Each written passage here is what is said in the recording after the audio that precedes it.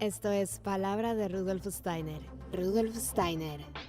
Un espacio inspirado en la vida, obra y legado del fundador de la antroposofía. Un camino de conocimiento que conduce lo espiritual del ser humano a lo espiritual del universo. Palabra de Rudolf Steiner.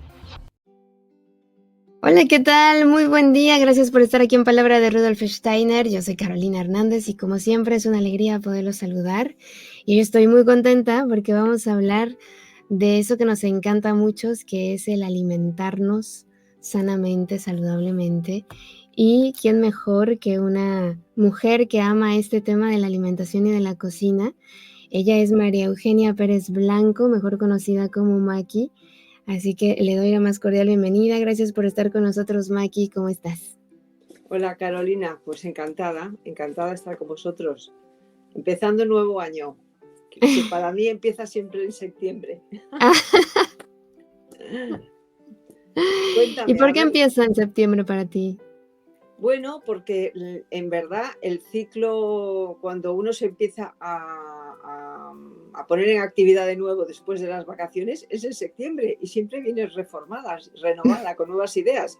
Yo, desde luego, mis negocios siempre vivían todo el año de las ideas que yo traía en septiembre. Pero siempre me ha Mira. pasado, me renovaba en vacaciones, buscaba nuevas ideas y mis propósitos empezaban en septiembre. Bueno, pues este año lo quiero enfocar de esta manera. De verdad que siempre lo he hecho así. Wow. Qué buen Sí. consejo nos has dado. Ahora hay que apuntárselo ahí para ver si también nos funciona a nosotros. No, y cuando eres madre y tus niños empiezan el cole, es que es Sí, así, empiezas los nuevos propósitos de un año. es Después verdad. viene la Navidad, después viene la primavera, donde se hacen realidades o presentes más las cosas que has imaginado. Y después Sí. en agosto vuelves a recoger tus semillitas y a dormirte para volver a empezar. Es que el ciclo del año nos enseña mucho. Oye, y cuéntanos, este taller que vas a compartir en el Centro Abierto Antroposofía Madrid vía online, tiene que ver con esto que nos estás diciendo, o sea, estas Mm, sopas y raíces nos vienen bien para esta mm. época del año. Bueno, en realidad las clases que siempre doy siempre tienen que ver con esto, porque yo no concibo salirme de mi entorno, es que no lo entiendo. Si estoy en septiembre, pues voy al mercado a comprar lo que encuentro y procuro ir a sitios donde me pueda fiar, es decir, no tanto a supermercados, sino a mercados, ¿no? O a Ujú. productores, porque yo no he trabajado en una huerta, pero he vivido mucho lo que es el contacto con el producto de calidad y de temporada y me ayuda muchísimo a cocinar. No es que yo vaya a comprar calabacines porque quiero hacer calabacines, no. Voy a ver lo que hay y en función de lo que hay hago mis platos. Por eso las clases las comienzo con sopas y raíces, porque empiezo en octubre, que es la época de las raíces, ¿no? Y bueno, pues en las clases siempre enseño que el ritmo de la naturaleza es importantísimo, no para que tú le enseñes a ella, sino que ella te enseña a ti. Es muchísimo más fácil seguir el ritmo de la tierra para normalmente no equivocarte tanto, aunque siempre cometemos errores y los errores son muy buenos, pero es una guía muy interesante para hacer cualquier cosa en realidad. Y cuéntanos entonces un poquito acerca de este taller que vas a impartir, que se llama Sopas y Raíces, en qué consiste, cuál es la dinámica, qué vamos a aprender contigo. Normalmente cuando programo estas clases se suelen programar con bastante antelación. Entonces no me gusta nunca dar recetas. Yo no enseño a hacer recetas, sino que enseño a cocinar. Tampoco te enseño a lo que tú tienes que hacer, sino te guío o te voy dando claves para que uno empiece a unirse a los procesos. Entonces, primero siempre digo, es mejor empezar a comprar en sitios, pues eso, lo más naturales posibles. Mejor que un supermercado, desde luego, si tienes un mercado cerca, vete a un mercado porque es que no tiene nada que ver lo que vas a aprender en un mercado a un supermercado. En un supermercado siempre vas con toda la cabeza. Tengo que comprar esto, esto, esto. En un mercado te dejas maravillar por todo lo que va apareciendo, porque empiezas a reconocer frutas que no has visto en tu vida. O sea, yo he aprendido muchísimo de eso. Entonces, Para centrar un poco, ¿por qué te digo que empiezo siempre con la estación? Porque es mucho más fácil.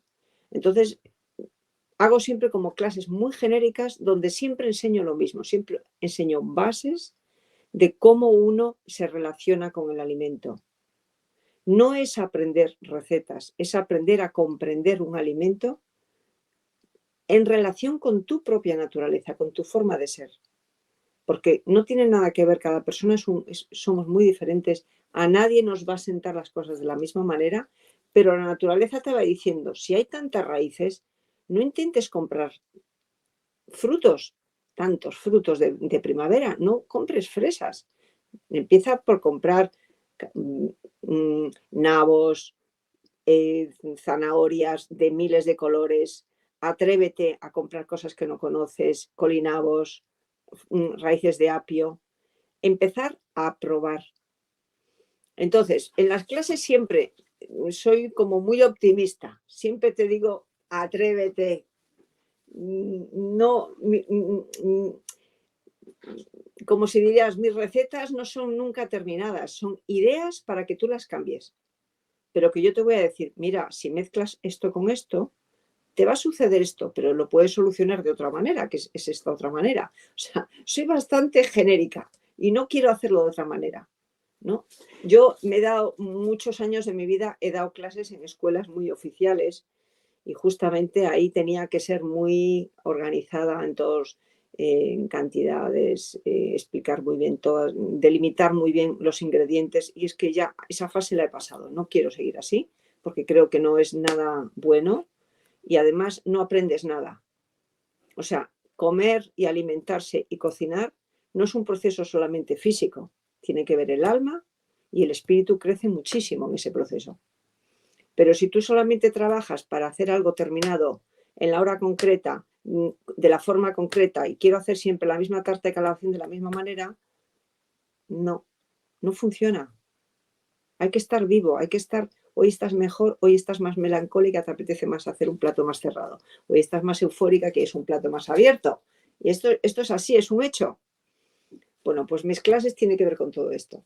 Qué maravilla. Oye, y para los que no te conozcan tanto, me gustaría que nos compartieras un poquito acerca de ti, por qué elegiste este camino de la alimentación, en qué momento te empezó a atraer, cómo fue ese proceso. Pues mira, yo vengo de una familia muy grande, somos 8 hermanos y es una familia donde se ha cocinado siempre muchísimo y se le ha prestado mucha importancia a la comida y al momento de cocinar y tal. Entonces lo he vivido, en primer lugar lo he vivido en mi casa. Entonces, por otro lado, a mí siempre me ha encantado la enseñanza y en realidad mi carrera ha sido pedagogía. Estudié 5 años de pedagogía con la idea de hacer una escuela para niños. Pero, de purísima casualidad, un día cenando, una amiga mía buscaba un cocinero para un restaurante que iba a abrir.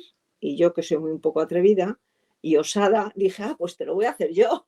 Yo sé cocinar muy bien, porque es verdad que he cocinado toda mi vida. Desde los 15 años cocinaba y vendía mi comida. Bueno, y entonces, bueno, pues empecé así.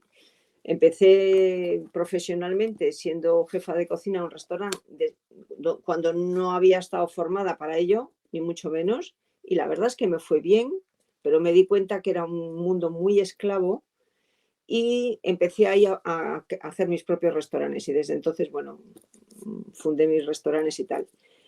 El único contacto que yo había tenido previo a esto era, estuve en un hospital dedicado al cáncer en Suiza cuando tenía 21 años, haciendo prácticas de cocina. Y ahí me di cuenta que la alimentación tenía que ver mucho con la salud. Cuando ahora tengo 62 años, o sea, te estoy hablando hace 45 años, era salud y alimentación en España, no se conocía esa relación. Se conocía de una manera muy, como si dijéramos, muy rígida, donde si comes tal cosa vas a tener tal cosa, pero no había una posibilidad de que uno se renovara a través de la alimentación, ¿entiendes?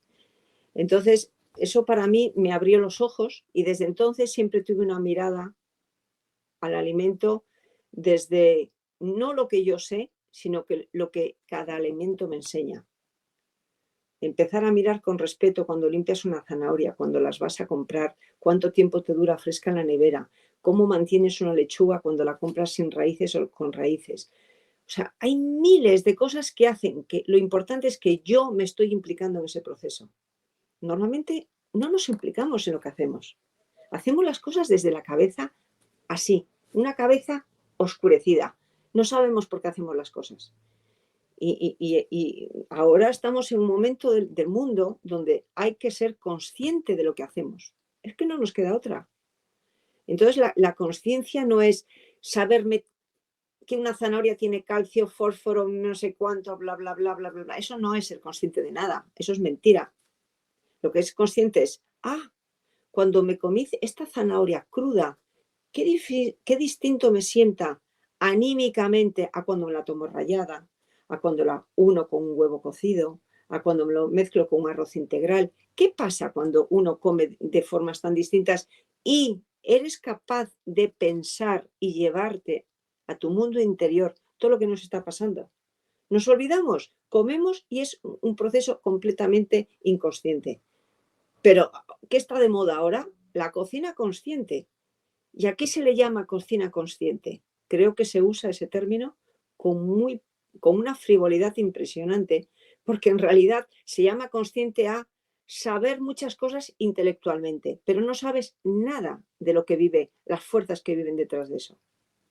Entonces, en mis clases soy un poco, rompo muchísimos esquemas, porque no estamos acostumbrados a tener todo terminado, preparado, organizado. Y la vida tiene que ser artística, tienes que ser capaz de atreverte a mezclar cosas, a saber, por ejemplo, empezar a introducir alimentos distintos en una familia que no está acostumbrada a comer vegetales, por ejemplo. Yo lo he hecho en mi casa. Y ahora todo el mundo acepta una comida vegetariana. Por supuesto que no es puramente vegetariana, pero básicamente vegetariana, con cereales que en su vida se hubieran atrevido a probarlos. Y bueno, pues en el fondo, ¿qué haces con eso? Es open mind, es abres tu mente a otras cosas, ¿no? Que yo creo que esto es el sentido que tiene la vida. O sea, el mundo va por ahí. Tenemos que estar abiertos a nuevas cosas porque cada vez vamos a tener que ser más permisivos y más tolerantes con las rarezas de cada uno de nosotros. Porque somos todos muy raros ya. Es verdad, somos todos muy raros, pero todo es válido, porque todo tiene un fundamento. La gente no es rara porque sí, es rara por algo. O particular, más que rara, diría yo. Claro. ¿Mm? Sí, la verdad es que es muy interesante que estamos, bueno, todavía se palpa esa resistencia en España, por lo menos. Y yo creo que aquí es donde la siento más que en México, por ejemplo, de que no es verdad que el alimento influya en mi salud. O sea, hay gente que todavía está como resistiéndose a esa idea de que lo que ingiere no impacta en su salud ni en la fertilidad, ¿no? Ni en un montón de procesos que vivimos, ni mis cambios hormonales y todo eso. Y es que es interesante observar lo que comemos, como bien dices.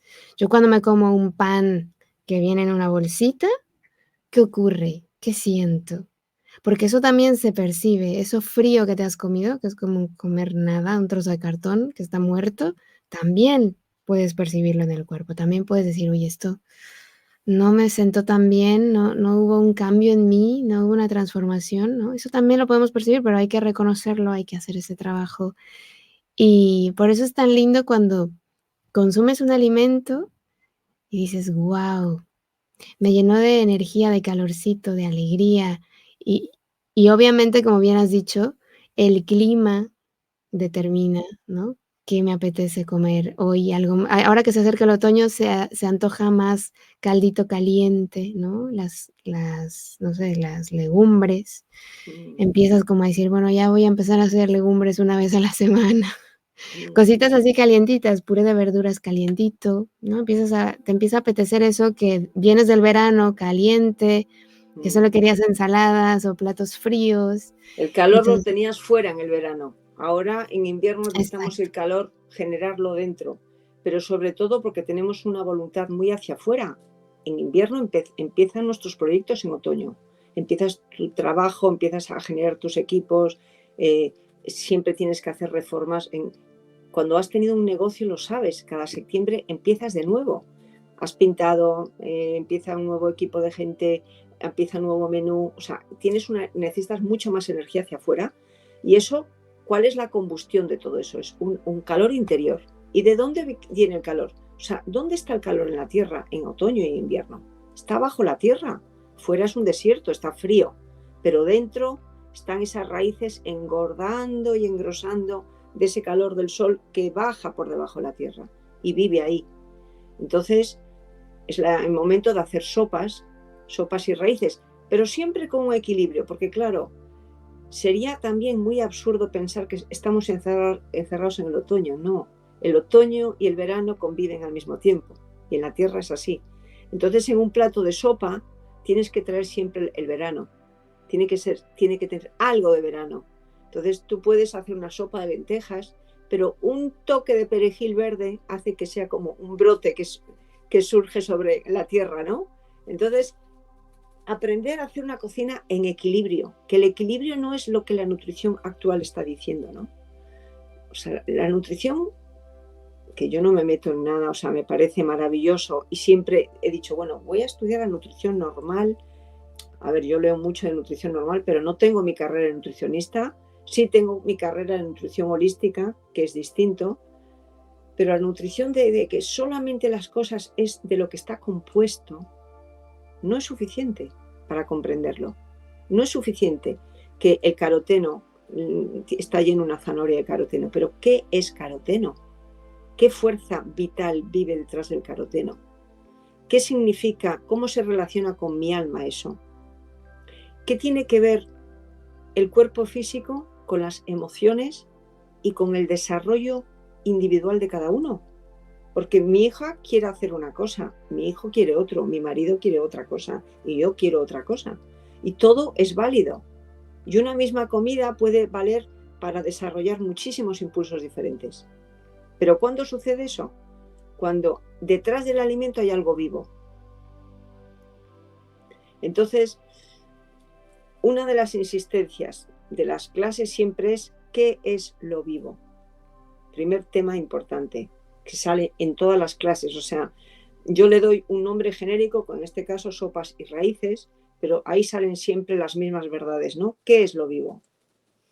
Entonces siempre hablo de cómo la naturaleza nos enseña lo que es lo vivo, cómo los reinos de la naturaleza. Entonces imagínate un mineral que está quieto, con una forma estructurada, los hay llenos de luz, atravesados por la luz, los hay opacos, pero están quietos, enseñándonos en silencio algo.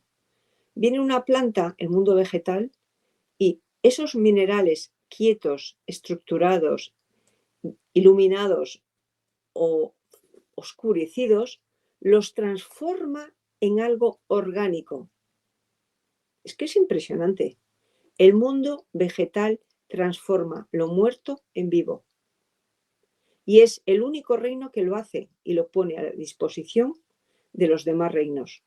Lo pone a disposición esa vida para los animales, para que ellos lo transformen en una capacidad anímica.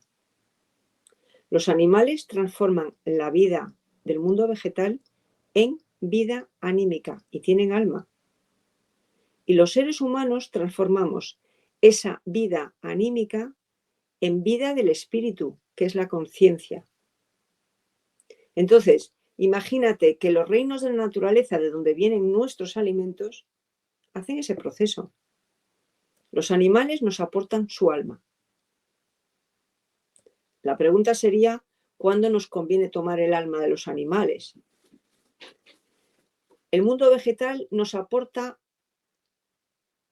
podríamos decir, unas fuerzas de vida puras, vírgenes, en estado puro, para que tú la transformes en lo que tú quieras.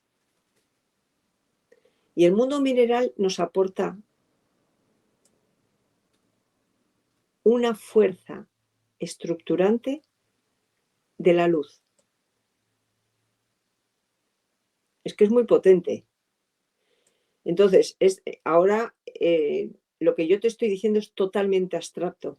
Es imposible que uno comprenda lo que yo estoy diciendo solamente con estas palabras. Entonces, durante muchas clases y normalmente, bueno, cada clase tiene que ver una en relación con la otra, aunque se hacen en ciclos diferentes, pero voy insistiendo en ciertas imágenes para que todas estas palabras abstractas que te estoy diciendo lleguen a crear vida en ti. Porque a mí no me interesa enseñar recetas, ni solamente enseñar a cocinar, tienes que comer esto, sino que quiero darte claves o una guía para que tú te lleves y desde entonces empieces a pensar, oye, esto que dijo, ¿qué tiene que ver ahora con esto, con este tomate que estoy pelando? ¿Qué tiene que ver esto que me dijo de la vida con esto? Empieza a relacionarte con lo que viene en forma de palabra. Hay que relacionarse con las cosas. A mí me preocupa muchísimo. No nos relacionamos, vivimos en un mundo, en la era de la soledad, en la soledad.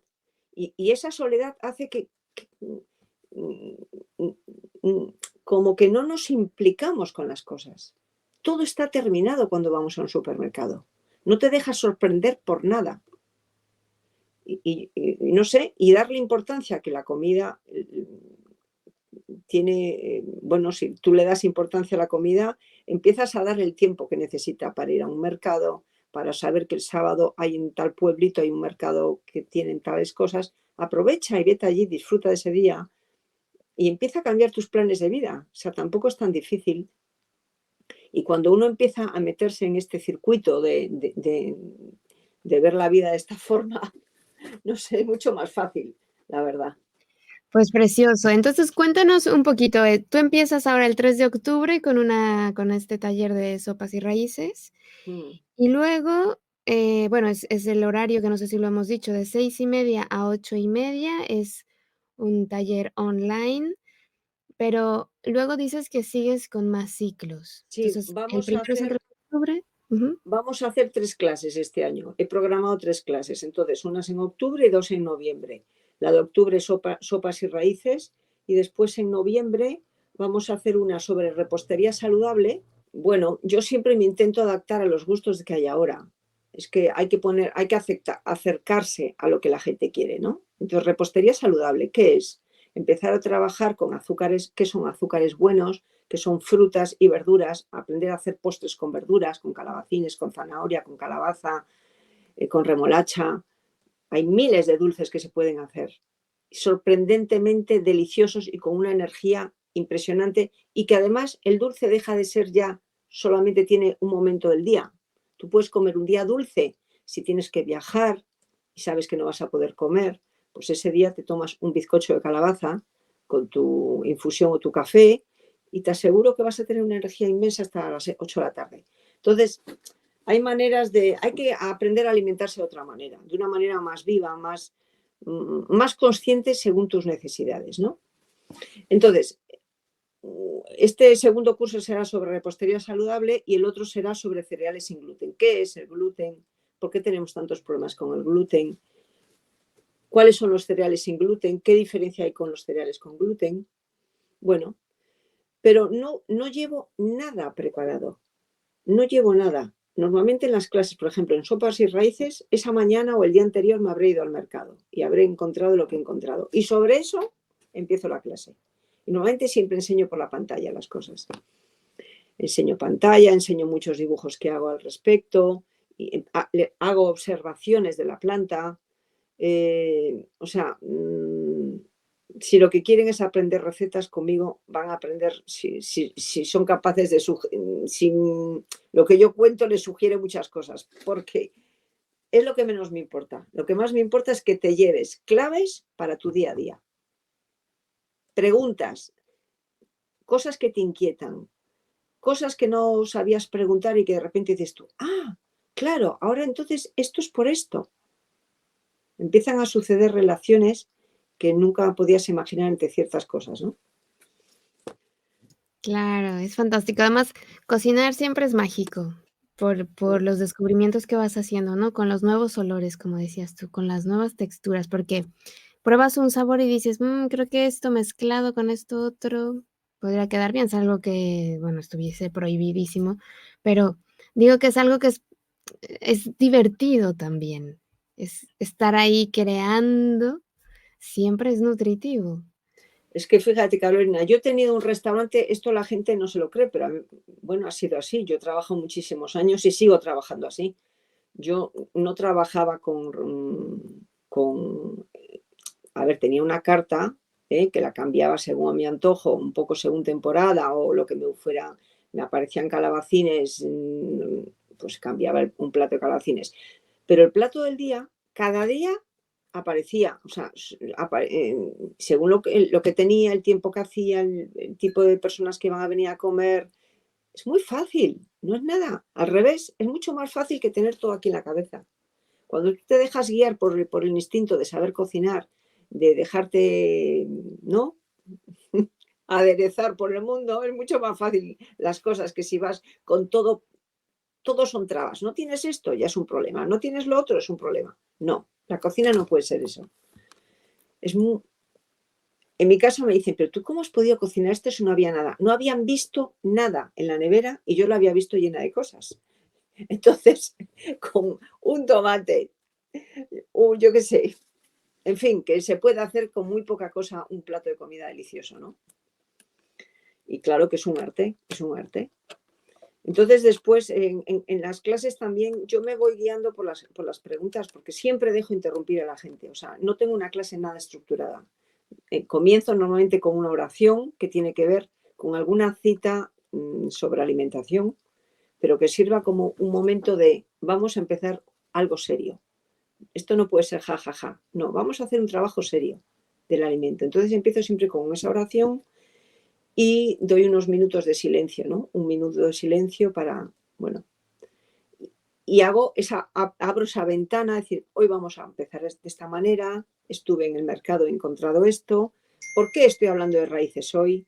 Vamos a abrir esta raíz, vamos a verla cómo es por dentro. ¿Entiendes cómo empiezo? Empiezo así. ¿Por qué hay tanta importancia de las sopas en el invierno? ¿Qué significa el invierno? ¿Qué necesitamos en el invierno? ¿Cómo vive el mundo? Lo que te he contado antes. Y a partir de ese momento, por favor, insisto a la gente continuamente, interrumpir. Siempre están los micrófonos abiertos, abren su micrófono para hacer cualquier tipo de pregunta. Con lo cual, aunque yo sigo siempre un hilo conductor, siempre se van naciendo hojitas en cada tallo. Así son las clases siempre. Entonces, cada uno también creo que es importante para que cada uno se sienta también como con la posibilidad de encontrar respuestas a esas preguntas que solamente vienen a estas clases, ¿no? Claro, además la cocina también es un universo infinito, ¿eh? O sea, la Sí. cantidad de sabores, la cantidad de platillos. Yo hace poco conocí a una persona de Bolivia que me decía que hacía una sopa de cacahuete, una Mm. crema de cacahuete. Y yo dije: "Madre mía, en mi vida he probado una sopa de cacahuete". Claro, es que es una maravilla, es que la cocina evolucionó muchísimo, pero muchísimo. Desde cuando yo empecé, y yo fui educada en cocina francesa, ¿no? Que es una cocina muy estructurada, donde es un sacrilegio poner tomillo en vez de romero.